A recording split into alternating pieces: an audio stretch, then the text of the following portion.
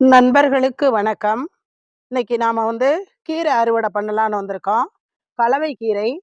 தோட்டத்துல இருக்கிற பல்வேறு விதமான கீரைகளை பறிச்சு, நாளைக்கு நம்ம வீட்ல சமையல் பண்ணலாம் அப்படின்னு இருக்கோம்.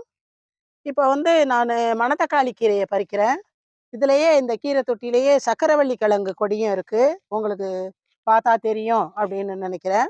இந்த சக்கரவள்ளி கிழங்குக்கு இடையிலேயே மணத்தக்காளி கீரையும் நிறையா வந்துகிட்டு இருக்கு. அதையும் பறிச்சுக்கலாம். சிலர் சொல்றாங்க, இந்த சக்கரவள்ளி கிழங்கோட கீரைய கூட சாப்பிடலாம் அப்படின்ட்டு. ம். அதனால நான் கொஞ்சம் கொழுந்தா இருக்கிறத இந்த பாருங்க. இது நல்லா கொழுந்தா இருக்கு பாருங்க. இத பறிச்சுக்கலான்னு இருக்கேன். பறிச்சு போட்டு சமையல் பண்ணி சாப்பிட்டு பார்க்கலாம். எப்படி இருக்கு அப்படின்னு சொல்லிட்டு. எதுக்கு வேஸ்ட் பண்ணுவானே நம்ம தோட்டத்துல வளர்றத. விதவிதமா நாம செய்து பார்க்கலாம் அப்படின்னு. இப்ப இந்த சக்கரவள்ளி கிழங்குலையும் கொஞ்சம் பறிச்சிருக்கேன். இதையும் போட்டாச்சு. ஒரு புதினா கொத்து வந்திருக்கு தெரியாம. அதையும் போட்டுக்குவோம். இந்த மரத்துல வச்சுக்கலாம். அடுத்து இங்க பாருங்க, காணா வாழை. காணா வாழையும் பறிச்சுக்கலாம். பக்கத்திலேயே அதிலேயே பார்த்தீங்கன்னா, இது இருக்கு. வல்லாரை. வல்லாரையும் பறிச்சுக்கலாங்க. மிகச்சிறந்த மூலிகை.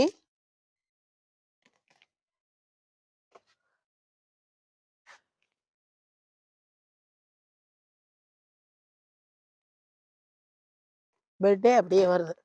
வல்லாரை பெட்டே. ம். இங்கேயும் நெறையா இருக்கு. பறிச்சுக்கலாம். குப்பையா இருக்கு. ம். பக்கத்துல வாங்க போலாம். பக்கத்துல பாலக்கீரை இருக்கு பாருங்க. இங்க பாருங்க பாலக் கீரை.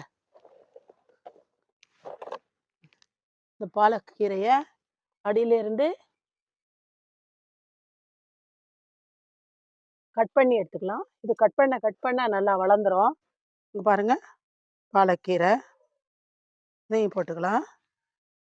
கையாலே பிக்கிறேன். அதான் ஈஸி. அடுத்து விதை போட்டா வந்துரும். ம். இவ்வளோ பாலக்கீரை எடுத்துட்டோங்க. அடுத்து இங்கேயே பாருங்க, குப்பைக்கீரை இருக்கு. இந்த குப்பைக்கீரையும் எடுத்துக்கலாம்.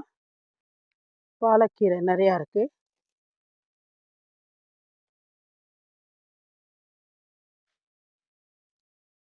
எடுத்துக்கலாம். ஏன்னா, மறுபடியும் மண்ண கிளறி விட்டுட்டு, இந்த சீசனுக்கு புதுசா கீரை போடலாம். பாலக்கீரையெல்லாம் ஆடிப்பட்டத்துக்கு போட்டது நாங்க. கட் பண்ணி விட்டுறோம். அப்புறம் தளஞ்சு தளஞ்சு கீரை தொடர்ந்து வந்துகிட்டே இருக்கு. அடுத்தது இங்க பாருங்க, சிகப்பு பொன்னாங்கண்ணி கீரையும், காணா வாழையும் கலந்து வளர்ந்துருக்கு. இதுல இருந்தும் கீரைகள எடுத்துக்கலாம்.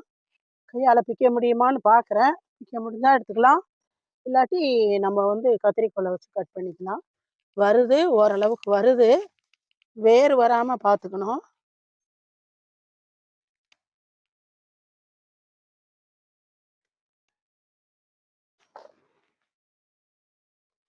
நிறையா இருக்கு கீரை, பொன்னாங்கண்ணி கீரை.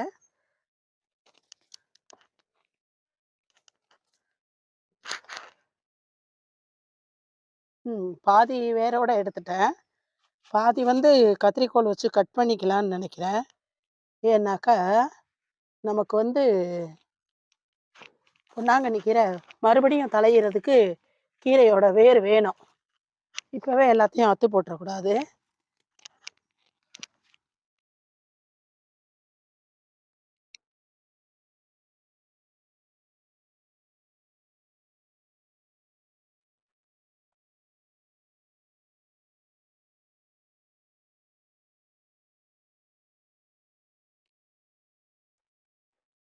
ம். இப்படியே எடுத்துக்கலாங்க. கொஞ்சம் தான் இருக்கு, எடுத்துறலாம். போதும். இவ்வளோ பொன்னாங்கண்ணி கீரை எடுத்துட்டோம் பாருங்க. வெண்டைக்காய் செடியிலேருந்து சீமை பொன்னாங்கண்ணி கீரையும் கொஞ்சம் எடுத்திருக்கேங்க. கொஞ்சம் சிறுகீரையும் எடுத்திருக்கேங்க. இப்ப பாருங்க, தக்காளி செடியில எவ்வளோ தக்காளி நல்லா பழுத்திருக்கு. கீரை கடைசலுக்கு தேவையான தக்காளியை இங்க இருந்து எடுத்துக்குவோம்.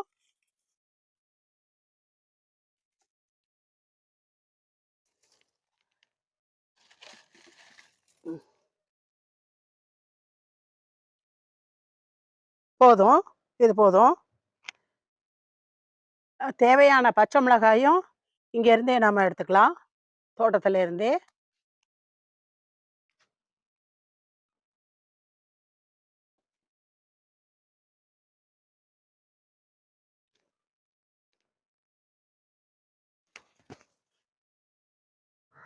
இவ்வளோ பச்சை மிளகா போடுங்க கடைசலுக்கு.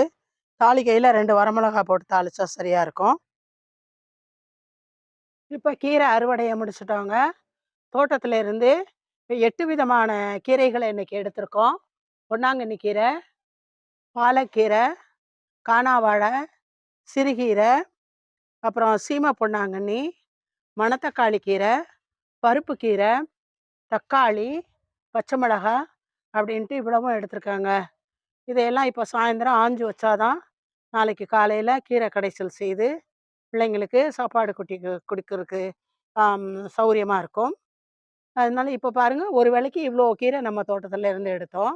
ஆக பாடுபட்டா அதுக்கு தகுந்த பலன் இருக்கு. ஆரோக்கியமான உணவுப் பொருள்களும் நமக்கு கிடைக்குது. இந்த வீடியோ பிடிச்சிருந்தாக்கா லைக் பண்ணுங்க, ஷேர் பண்ணுங்க, சப்ஸ்கிரைப் பண்ணுங்க. நன்றி, வணக்கம்.